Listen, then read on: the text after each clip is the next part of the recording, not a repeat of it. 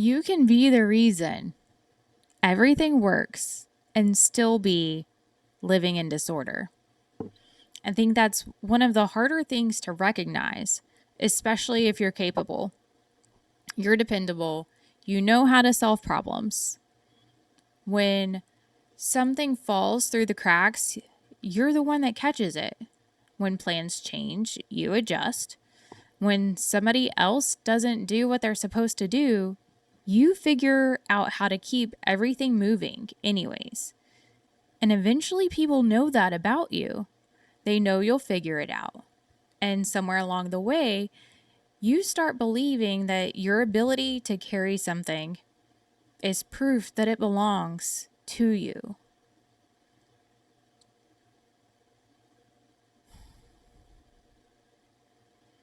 I've been thinking about how easily that happens because usually nothing dramatically falls apart. I mean, the business can still be running and the bills getting paid. The family's functioning.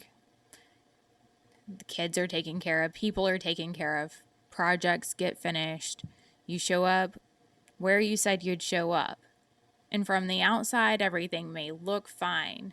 But internally, you keep having thoughts like, why does everything feel so hard when everything really is kind of working?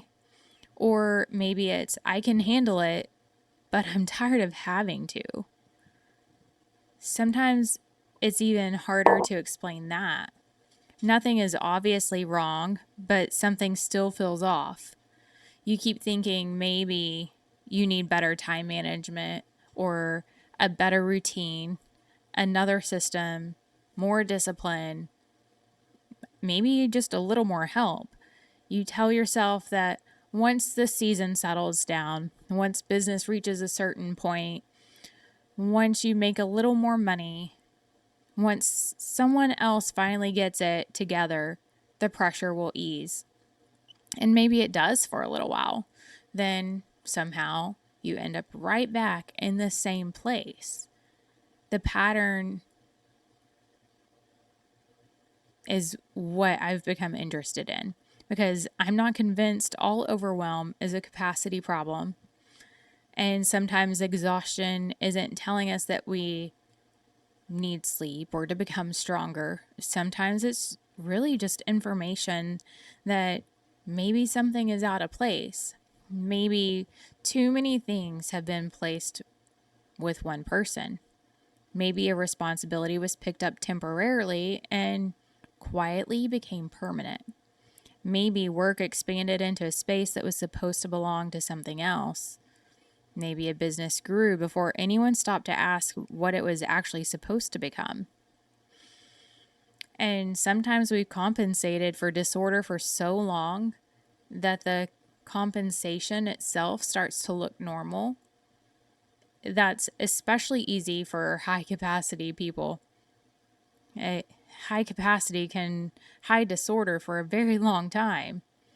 The more capable you are, the longer an unhealthy arrangement can continue to look functional because you keep filling gaps that appear.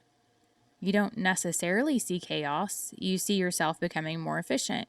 You learn how to manage the calendar better and create a spreadsheet. Maybe you become better at anticipating everybody's needs. You work a little later, you make a little more money. You become the person who remembers everything. And because it works, at least technically, there isn't an obvious reason to stop and ask whether it should work this way at all. The question has started changing the way I think about problems. I don't want to become more efficient at living a life that is out of order. I don't want to build better systems around something that shouldn't require constant compensation.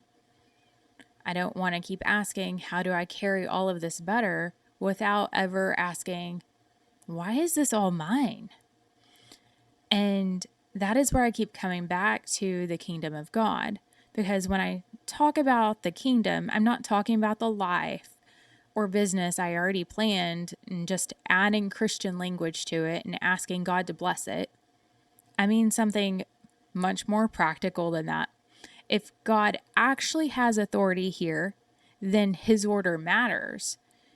It matters in my relationships, and it matters in my work. It matters in money and responsibility, time, leadership, growth, the way I decide what deserves my yes. And that means the question can't only be, is this good? A lot of things are good. Work is good. Helping people is good. Making money is necessary. And growth can be good. Opportunity can be good. And being capable is good. But a good thing can still create disorder when it occupies a place it was never meant to occupy. Work can slowly become the thing everything else has to fit around, and helping can become carrying a responsibility that belongs to somebody else. Opportunity, sometimes it's an obligation simply because we know we're capable of doing it. Growth can magnify problems that were already present, and even generosity can become unhealthy if there are no boundaries protecting what God has actually entrusted to us. So maybe the question isn't simply whether something is good. Maybe we also have to ask where it belongs. And that changes things because now I'm not immediately asking how to fix the visible problem. I want to know what's underneath it. What's the actual order here? And who's responsible for what? What needs to be protected? Has something been given too much space or too much authority? Maybe even too little or too much of somebody's attention? Is this actually functioning the way it was created to function? And then I want to look at what it's producing because I think fruit eventually tells us what appearances can hide. A business can look successful and still be producing an exhausted owner. A family can continue to function while one person quietly carries the mental and emotional weight of everyone else. A relationship can remain intact while resentment grows underneath the surface. Someone can look incredibly capable while slowly disappearing beneath everything they've learned how to manage. And that doesn't necessarily mean the whole thing needs to be thrown away. Sometimes nothing needs to be destroyed, it just needs to be moved. A responsibility needs to go back to the person it belongs to, and work needs a boundary so it can be important without becoming central. A business needs clarity about what it exists to do before it keeps adding more opportunities, more people, more services, and more complexity. Sometimes the restoration is surprisingly simple once you can finally see what is out of place. That doesn't mean changing it is always easy. Oh, no, it's not easy. Order can be uncomfortable when people have become accustomed to your compensation. If you've always been the person who catches everything, putting something back where it belongs may initially look to other people like you stopped helping. If your business has always accepted every opportunity, saying no may temporarily feel like you're limiting growth. If your worth has become tangled up with being needed, a healthy boundary can feel strangely unproductive. But discomfort doesn't automatically mean something is wrong. Sometimes it's simply what happens when a system has to adjust because one person stops holding it in a position it was never designed to maintain. And I think this is one of the things that Kingdom Order asks us to become willing to see.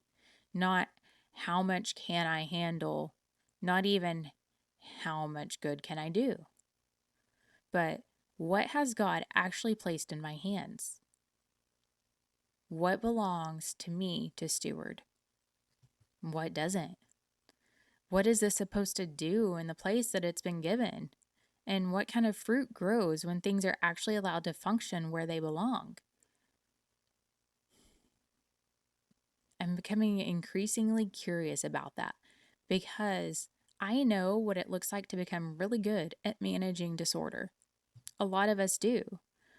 We can make something unsustainable look functional for years because we are capable enough to keep compensating for it.